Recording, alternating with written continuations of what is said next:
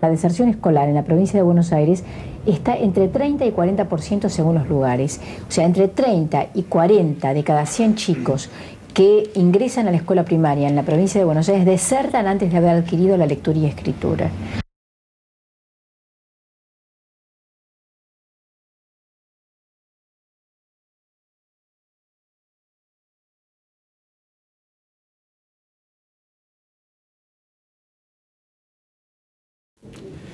¿Cómo le va? El conocimiento, indudablemente, será la materia prima para el siglo que viene. Los países que no cuenten con conocimientos quedarán sometidos. En consecuencia, la educación se convierte en la herramienta imprescindible para poder desarrollarse en la etapa que sigue para la humanidad. ¿Cuál es la situación de nuestro país en tal sentido? Yo creo que es muy grave la situación de Argentina porque efectivamente lo que demanda este nuevo mundo que vivimos es que se instale en cada sociedad el conocimiento científico tecnológico, pero en el conjunto de la sociedad. O sea, no basta con educar a algunas élites. Justamente el concentrar el esfuerzo educativo en algunos sectores de la sociedad y no tener en cuenta el conjunto trae problemas muy serios porque produce fracturas en la sociedad, enfrenta a los diferentes sectores la propia reproducción del conocimiento no es posible. Para que el conocimiento se reproduzca y realmente pueda aplicarse a la vida económica y social, hace falta que una gran masa que tenga conocimientos más que básicos a esta altura. A esta altura hace falta que tengan, digamos, por lo menos los 10 años de escolaridad obligatoria que se cumplan, ¿no? ¿Cuáles son los puntos más débiles con que nosotros estamos enfrentados? Yo creo que tenemos, el primer problema es que en la Argentina se instaló un analfabetismo. Históricamente la Argentina tenía el mismo porcentaje de analfabetismo que Francia o que Estados Unidos. Ahora es un problema en el analfabetismo y va a haber hijos y nietos de analfabetos en la Argentina. Además de analfabetos cuyos padres fueron a la escuela, o sea que realmente una gran depresión se puede instalar, ¿no? en las familias argentinas.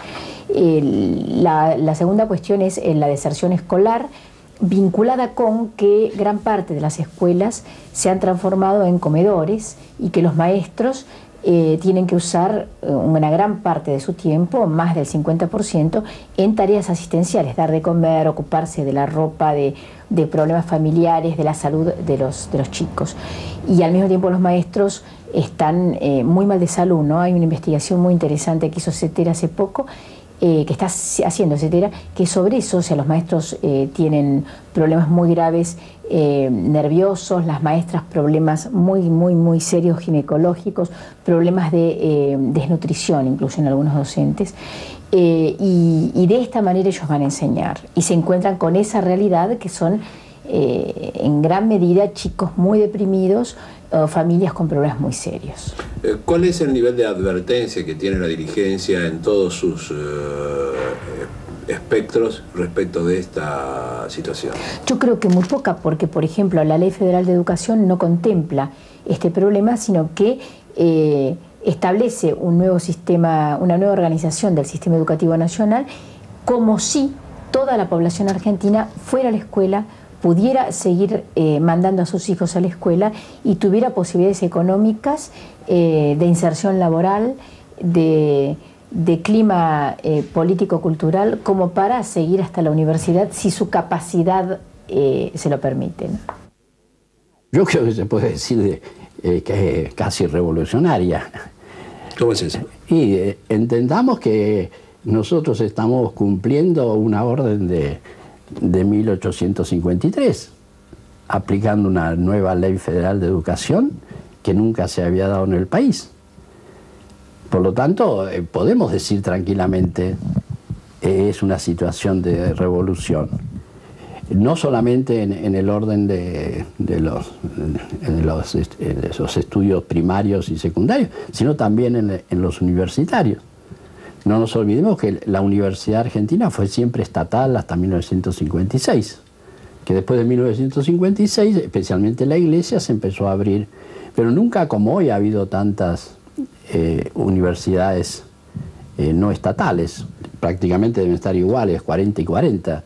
El Estado sigue haciendo universidades con todo el costo que eso significa, pero allá ellos sabrán lo que están haciendo. Por otra parte, es muy interesante darnos cuenta de que se ha llegado a esto a través de algo muy interesante, que es que en el proceso democrático los partidos políticos, al momento que llega el doctor Alfonsín al poder, los partidos políticos confiesan que no saben nada de educación. Esto no está mal, porque es bueno que se sepa qué es lo que se sabe y qué es lo que no se sabe. Y entonces dan una ley por la cual ponen a la educación en estado de asamblea y preparan el Congreso Nacional Pedagógico. Y el Congreso Nacional Pedagógico es realmente un cabildo abierto, desde las bases, desde las comunidades, desde las reuniones básicas, digamos, de barrio, de colegio, a través de crecimiento hasta hacer asambleas provinciales y finalmente la gran asamblea de Río Embalse, en el cual 200, 300 delegados de las bases llegan a discutir, pero bien profundamente, los grandes temas de la educación. Es decir, que ese proceso querido por los partidos políticos, pues la ley se votó prácticamente por unanimidad, ese proceso permitió tener al Estado y a los interesados en la educación, tener un material en el cual se definían los grandes temas de la educación. Hay un tema, por ejemplo, muy interesante.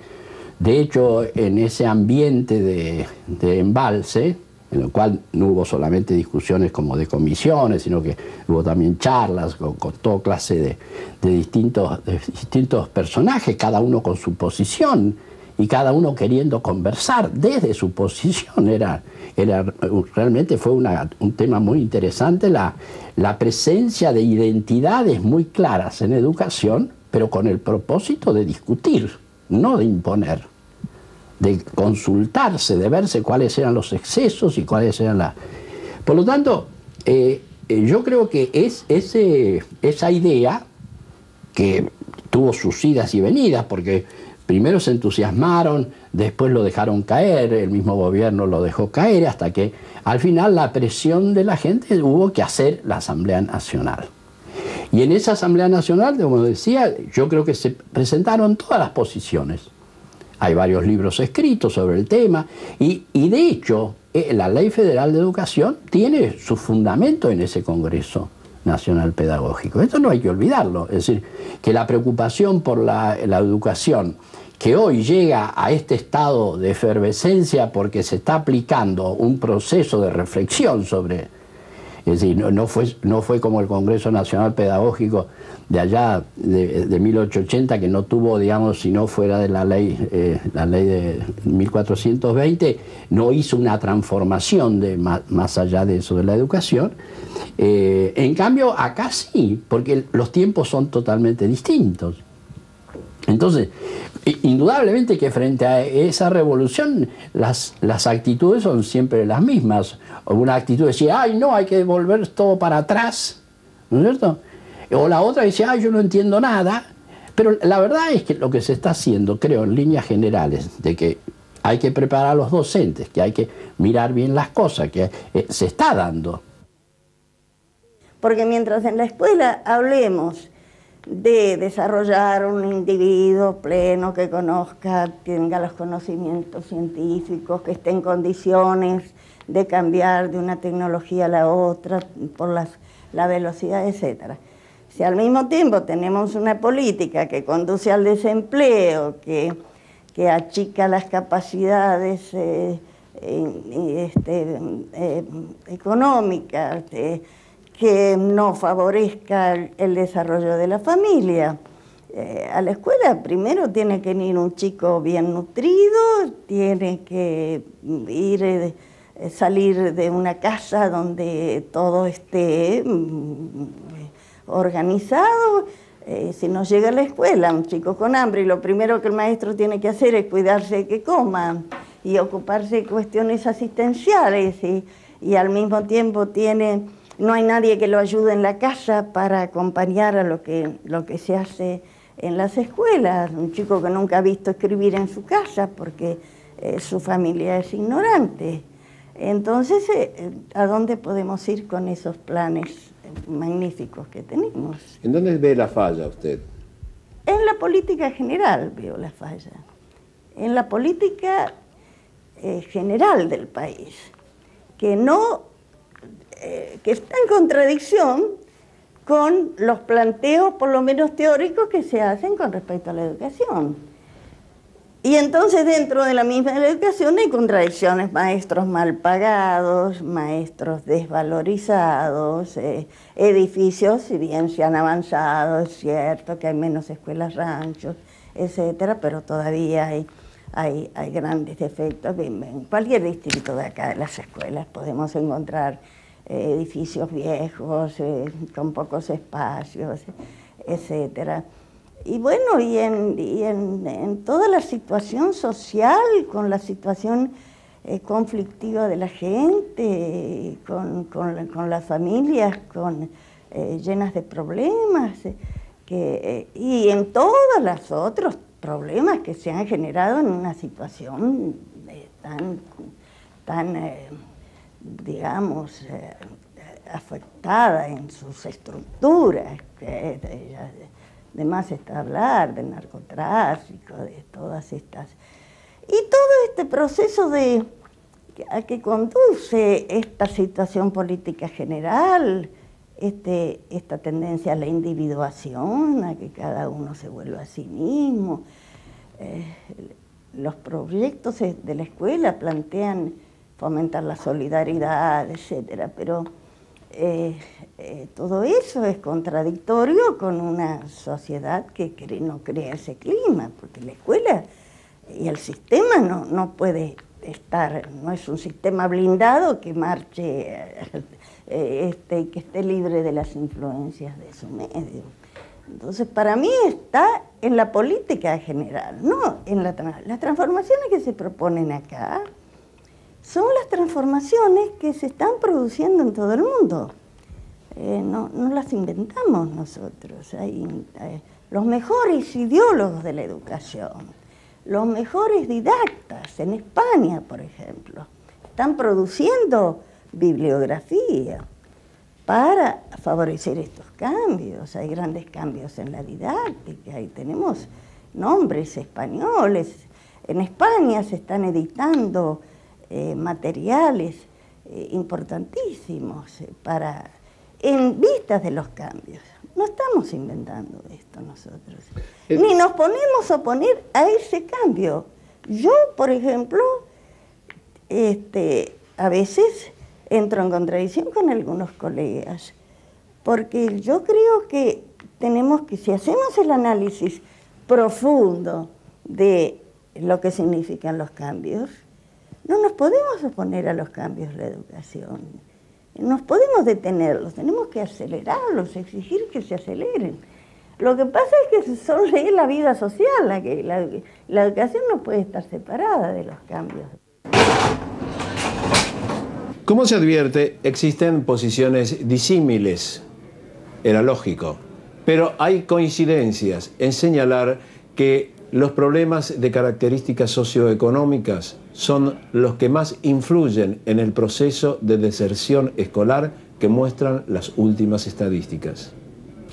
La Argentina tiene estadísticas confiables, pero no son públicas. No las difunde. La Dirección de Estadística Educativa del Ministerio no publica el boletín hace mucho tiempo.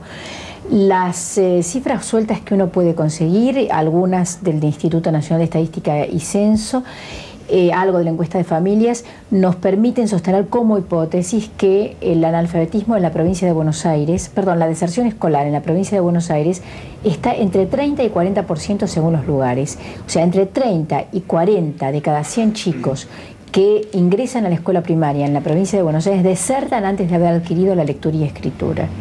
Hay provincias que están aún peor que eso.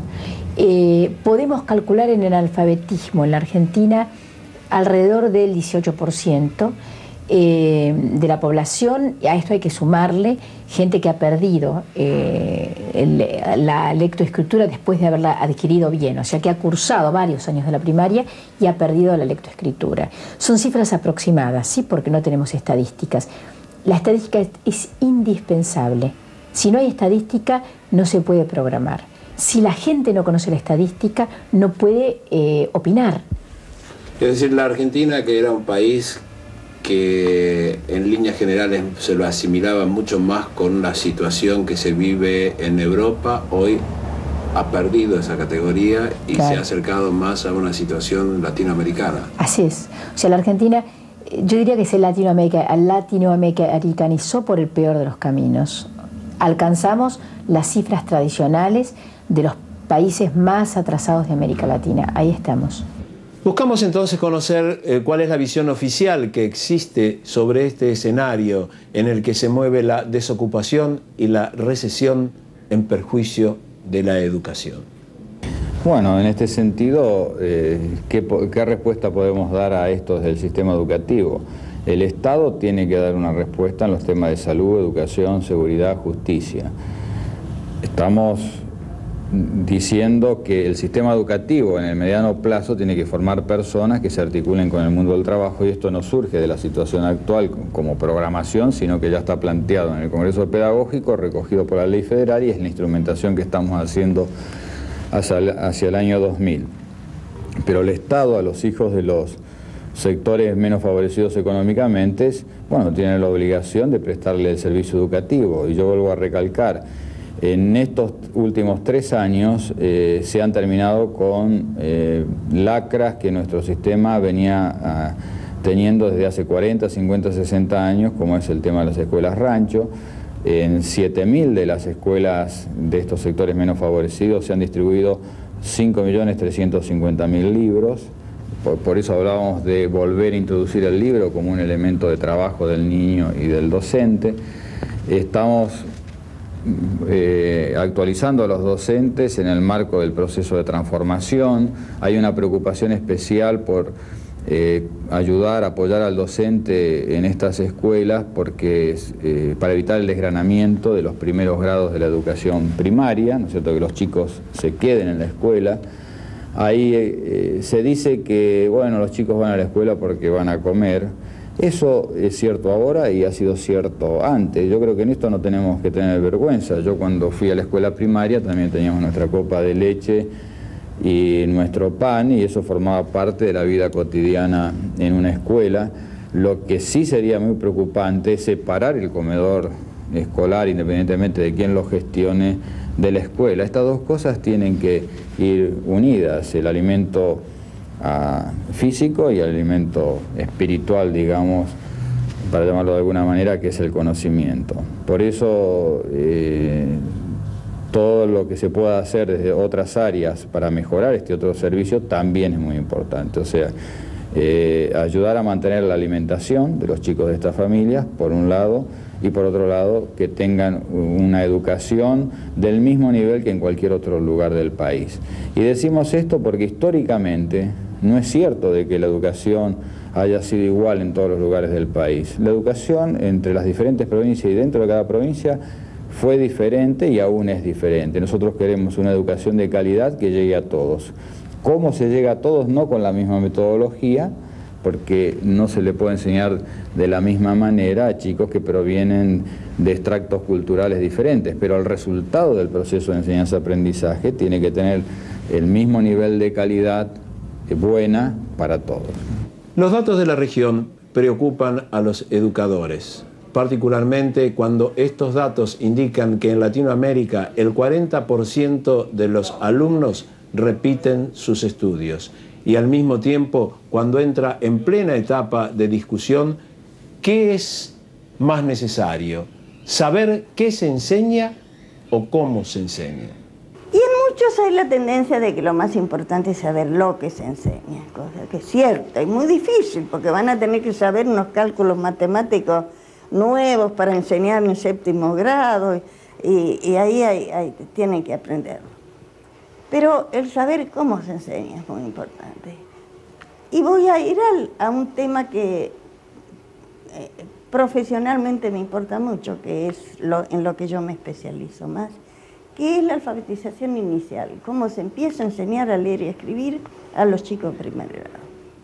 Y ahí está uno de los pies de barro de todo el sistema, porque en América Latina repite el 40% de los chicos, por eso, porque no aprenden a leer y escribir. Y en nuestro país, en la ciudad de Buenos Aires, quizás es más bajo, pero son altos. No sé, en estos momentos no tengo la estadística, que no aprenden. Y hay otros que avanzan porque aparentemente aprenden, porque descifran, pero no comprenden. Y después llegan a la universidad, hay investigación hecha, llegan a la universidad y tienen dificultad para interpretar los contenidos de lo que tienen que estudiar. Y ahí es donde hay una gran debilidad en la formación, que ya viene desde que se cerró la escuela normal, desde que se pasó de la escuela normal al nivel terciario. O sea que hay debilidades en la conceptualización. En la enseñanza, en la formación de los maestros para enseñar a leer. Eso se traduce en los alumnos. Y eso se traduce después en los alumnos. Lo apasionante del momento actual es que el maestro tiene que saber que él no es el encargado de dar cantidad de conocimientos, sino que tiene que dar capacidad para pensar. Que lo más fundamental de la relación pedagógica no es que yo transmita conocimientos que mañana de pronto no van a ser ciertos, sino que yo ponga a mis alumnos en una disposición de aprender siempre, ¿cierto? Aprender a aprender, como ya se decía desde la UNESCO y todo demás. Entonces, el tema es precisamente que el maestro puede liberarse del tema del conocimiento de cosas o de información para insistir en lo que vos acabas de decir. Yo tengo que hacer que mis alumnos sean capaces de pensar. El famoso, la película esta de la Sociedad de los Poetas Muertos. Tipo, que sepan mirar las cosas, no que sepan cuántos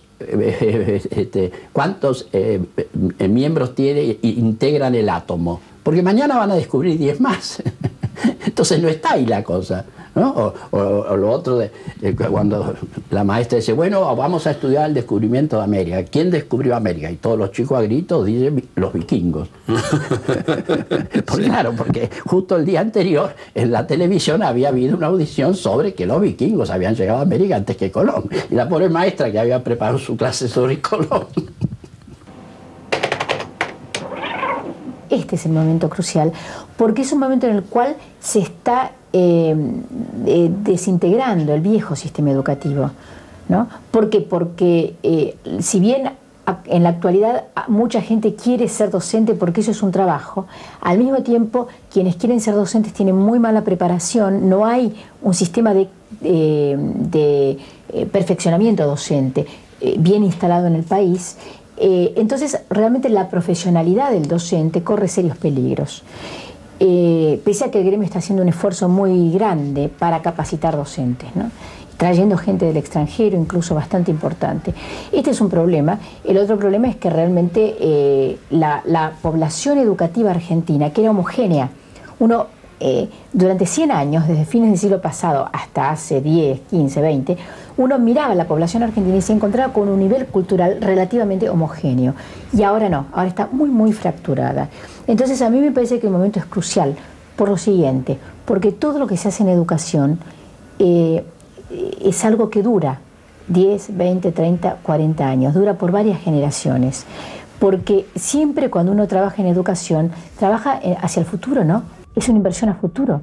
Entonces, si uno lo que hace es disminuir la inversión en educación, permitir que se cierren escuelas, permitir que la capacitación docente disminuya, entonces realmente está creando un problema que no se soluciona cambiando la política educativa pasado mañana. Es decir, hoy toda política educativa en la Argentina tiene que ser reparatoria ya, ¿no? Tiene que ser mirando para adelante, pero reparando el daño que se causó. Esto ha sido todo por hoy. Volvemos a encontrarnos con usted y Edición Abierta dentro de una semana. Muchas gracias.